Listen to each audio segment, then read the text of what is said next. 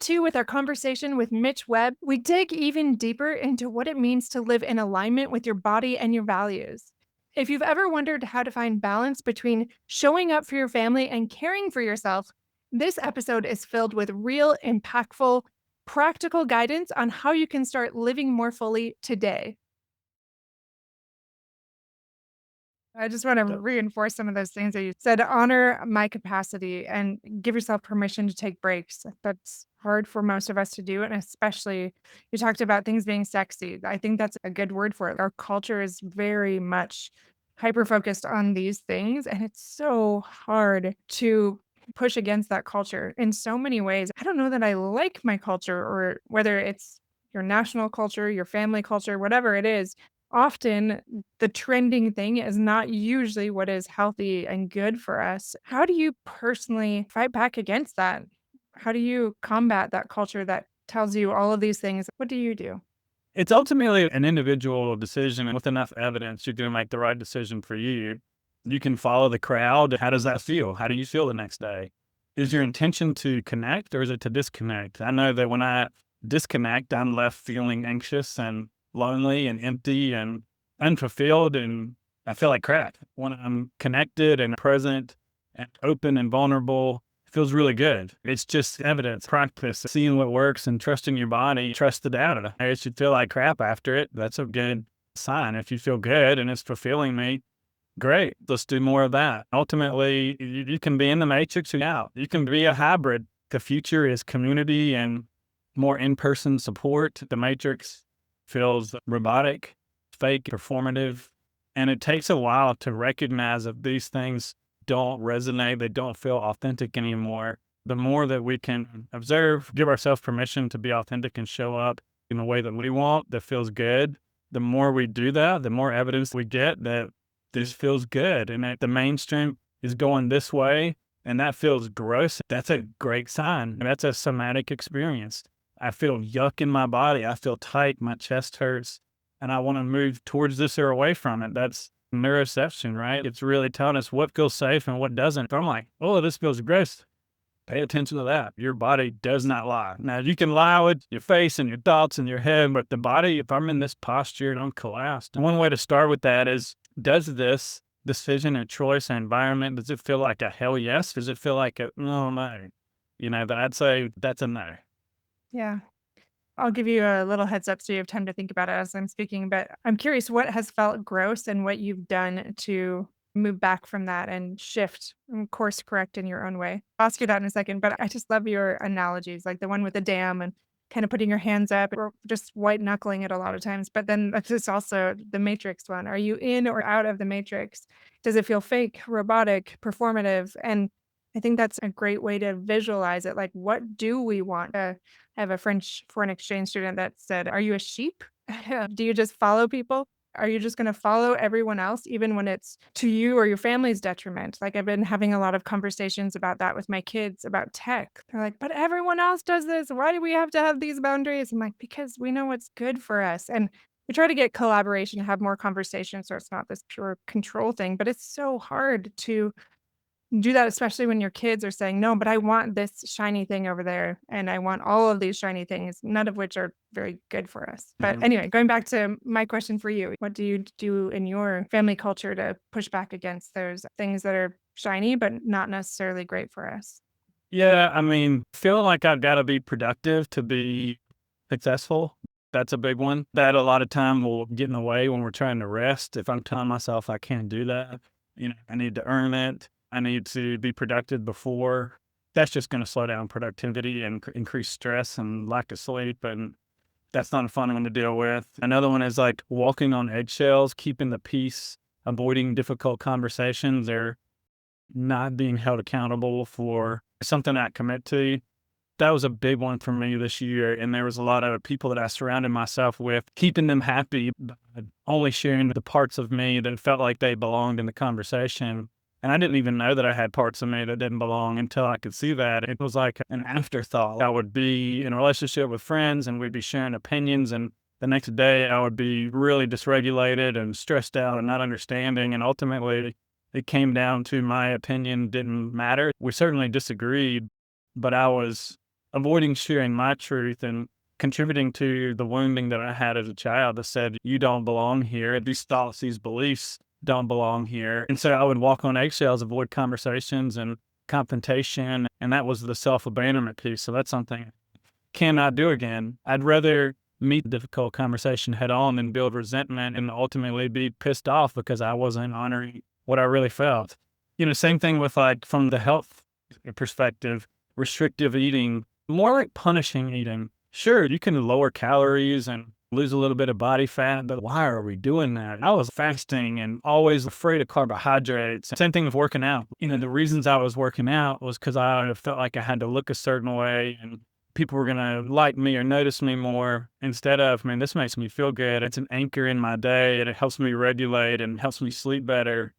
Doing it for the wrong reasons. And another one is like drinking, feeling obligated to drink at social events or when I've got a big day the next day. Ultimately, I learned I hate hangovers. I used to be the party king, the pusher, getting everybody to drink more. And now I'm much happier. I can't think of the last time that I drank. It's usually on vacation. If I do, I'm not going to say never, but it's more like, is this a hell yes for right now? Or is this a not I want to? And giving my permission to myself in those moments where it's like, well, I want to do this. Ultimately, those are the moments that build capacity, regulation, and real peace, and help us meet our body where it's at and build safety over time through trust. I love all of your examples. I feel like most of us can relate to those on some level. We've done this or this, or continue to do whatever it is that's keeping us from honoring our body, our experience, living more in alignment, doing the things that will create more balance and letting go of some of those other things. I appreciate those examples. My podcast is all about fulfillment, and I love hearing from guests what they've done to deepen their personal fulfillment. A story, something that you could share, maybe even in the last year, of how you created more fulfillment in your own life. Yeah, I love that question. So the thing that was a big turning point for me, I was in a really sensitized state.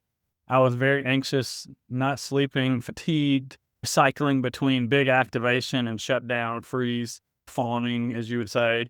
I was avoiding all the things that I love until I was perfect, until I was good enough or better, and felt like I had the energy and the sleep and the capacity to be around people. I mean, the last 2 years, I was in a cocoon, healing and working on myself. And ultimately, I got to a point where I realized avoiding the things I loved was a big part of my sensitivity because I told myself, this is too much. This is going to hurt me. I had chronic fatigue and insomnia and gut issues. I mean, it was all the evidence was there, but these were really neuroplastic symptoms. They were symptoms created from fear. There was an original symptom, but I was so afraid of it coming back or repeating. And I was working so hard in my healing to fix and figure this out. I had to see that this sensitized state was caused from me avoiding the things that I love, constantly figuring things out and trying to fix them by adjusting and changing things every day. I had this underlying belief that I can't trust my body and I have to hold everything together with all these things that I feel like are the glue. It was actually the thing that was hurting me. So I started doing things that I loved by getting really clear on what are my values. To rattle a couple off, that'd be, freedom and health. It would be connection. It would be authenticity. So I started doing the things that I loved again. It was really scary in the beginning because everything in my body told me, don't do this. And I felt like I needed to rest all the time. It was kind of the opposite, telling myself I can't and not doing and waiting until I'm perfect. That was putting so much pressure and stress on my system. It's not like I started running marathons. I wanted to grow my business and start a podcast and help people. And so I started with like 10 minutes a day of posting, 10 minutes a day of working on my podcast or whatever that may be, working out when I'm tired, scaling things back to where it's like, what can I do now? When I'm really in that deep freeze, it's giving myself choice, right? It's not like, hey, you're going to work out and you're going to love this because it's what you love and your value. It's more like, hey, this is a value. Health and exercise is something that we really love. What do we have capacity for today? Can we do the warm up and see how that goes?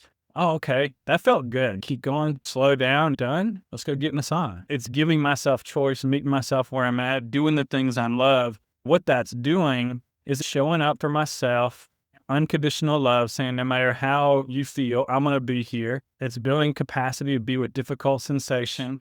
It's learning to regulate and building trust in the body. It's attachment repair as well, right? I'm meeting you no matter what. You're creating a perfect storm for healing, and the brain wants to change. When it's freaking out, if we relax into that and let the fear be here, we figure out what did the fear need. We can give it. It's basically reparenting is thrown in there too. When we can do all these things, then we're going to get better. And it's a very personal journey, and we get to meet the moment all the time. And those little drops of consistency and safety and repetition, it really adds up. For someone that was basically bedbound, within a month or two, I'm doing all the things that I love again. I've learned how to rest, and I can do more because of that. A lot of the people that I work with are in that same category. They're special operators in the military, professional athletes, entrepreneurs, single moms, doing everything. When we can slow down and meet ourselves and give ourselves permission to rest, to be as we are, to understand what do I need in this moment, and the whole system relaxes. And what was once a priority and a really scary thing, if we learn that that's actually safe, the symptoms relax. The sensitization is more like a lens. And now we're at our survival. It's like, I don't have these ruminative thoughts. I don't have all these protocols and things I have to do. Like, wait, it's a whole lot easier to just be me. I really appreciate you saying that, and it really does resonate because I eat, breathe, sleep, all the things mental health and wellness, and it's so easy to get caught up on that. For example, I love pickleball, and the people I play with play like 6, 7 days a week, multiple hours a day, and I get so frustrated. I wanna perform better for them so I'm a better partner, and then also for myself because I have this competitive, fun nature, and so it's many of us I hear my clients say the same thing. The things that we love very quickly become an addiction or an avoidance. They become something that's also our enemy. I think about the things you love. I'm like, yeah, I hear what you're saying. And I think it's all about just like what you said, that unconditional love, that trust, that regulation, that practice, making sure you're tuning into your body. Like, okay, is this good for me right now? Do I need to scale back? It's checking in with ourselves. If I check in more, it's probably not doing 3 hours of pickleball a day or constant weightlifting. I love all of these things, but for most of us, it can become excessive. I'm sure you'll probably have something to say to that, but I loved how you talked about that. You avoided what you loved until you were perfect. I think that resonates with a lot of people. I think about that too. Like if you're often feeling very fatigued, I felt that myself, like just sitting there and being still or just being lazy. That seems like a crime according to how I grew up. That was not okay in my house. That script is still going in my head. It's not okay to slow down. But trusting in your body and focusing on, like, it's okay to do what you love. So I appreciate those examples, and I could see what other people might be saying. What about if those things we love just become excessive too? I think self-inquiry worked. When we feel stuck, it's like a mismatch where the brain is saying, you got to do this. And the body's like, well, no, man, maybe we're not in touch with the body's language quite yet. You got to do it up here in the brain. And this would take some somatic body awareness type stuff as well. But it's, if I could get somebody into a more grounded state, and it's like, okay, yeah, I have this thing that I'm telling myself I have to do. And what does it feel like in my body when I believe that I have to do that? That is gold. And then you basically take that and you go, who am I without this belief that it has to be this way? And it's like you feel lighter. Now, it may take some time to be able to feel that, but that's really good information. And I think it's so important to throw in the beliefs because there's this war that happens, right? It's perceived war of top down, which is like CBT and DBT type stuff, brain retraining I throw in there, and then more somatic, which is bottom up, feel the body. And it's like, well, it's one or the other. You got to feel your feelings or think about your past. Both of those things are true, right? Like we can see an animal get chased by a predator, and when it's safe, it shakes it off. So the somatic people will say, oh, you just got to shake it off. Well, if I'm just shaking and my body isn't ready to do that, that's a tiny dose of self-abandonment, right? That's kind of an extreme example of that. The difference between the animal and the human is the animal doesn't have beliefs that say this isn't safe. So we have to work with that stuff too. It may be shocking to learn what my body believes. It certainly was for me. I thought I'm very clear that my body needs this. And when I ask it, how does it feel to believe this? And it recoils. And it's like, why do you feel like that? And the more that we meet the body, the more we start to get images and behaviors and memories. That's just showing that there's more safety on board, and it provides more input to recognize how we feel about things. If we've been avoiding that for a long time, it can be very eye-opening. I think it's a great compass and way to make decisions when we can listen in.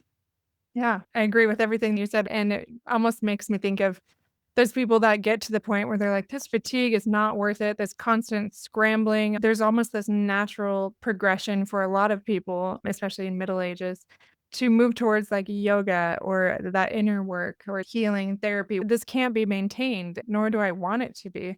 Just slowing down enough to allow that work to happen and practicing self-compassion, educating yourself, creating that awareness, really connecting more with the body. I love doing that with my clients too. It's a practice. Like, so many of us are not even aware of the tension that we feel in our bodies until somebody asks us.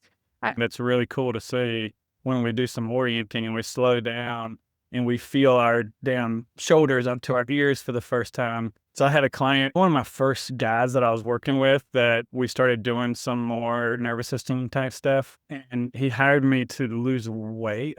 And I was a health coach before this. Day one, he comes over, he's local. We did a workout at my house and he couldn't get his shoulder above his jawline. I'm like, what's going on there? It's his shoulder injury or his neck injury. And I was like, how long has that been going on? He's like, 5 or 6 years. I'm like, what? Now that I'm working with more chronic symptoms, I'm like, ding, ding, ding, ding, ding. I know what that is. But at that time, it was new, right? And so I'm like, let's get you to, did my typical approach of force and overwhelm. I'm like, not that the chiropractor is bad, but I'm like, let's go to the chiropractor. So he goes for like 6 months. Things get worse. We're having a conversation about that. He's like, I don't think I can go anymore. I'm like, tell me more about it. What's going on? He's like, man, when I get home at the end of the day, I want to do these walks that you're telling me to do, but I just got no energy. And I'm like, how often is that shoulder thing happening? And he didn't know if he was doing it. So feel your traps in your shoulders that are retracted up to your neck and your ears. And like, what's it feel like to let that go? Can you do that? And he's like, yeah. I'm like, okay, so your homework this week is to just learn as much as you can about that tension. Like, when do those shoulders go up to your ears? What do you notice? Quit going to the chiropractor and let's see what happens. So I wasn't expecting a whole lot. This is a guy who, when I was like, have you ever talked to a therapist and be interested in that? He's like, hell no, I'll talk to you. And so he comes back and he goes, you know what?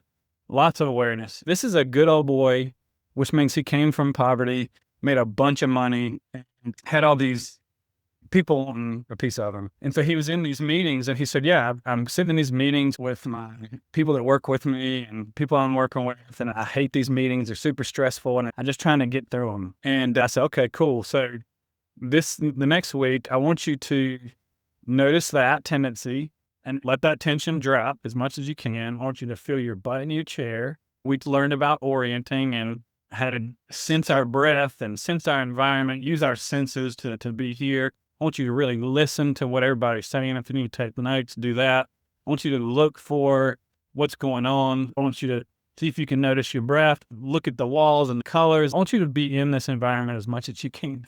I didn't expect a whole lot from this, but he comes back and he's like, oh my gosh. He's removed 2 or 3 friends. He realized they just wanted his money and they weren't helping. They were like bloodsuckers. He removed a couple of business deals and people he was working with. He fired a couple of people, reorganized his business.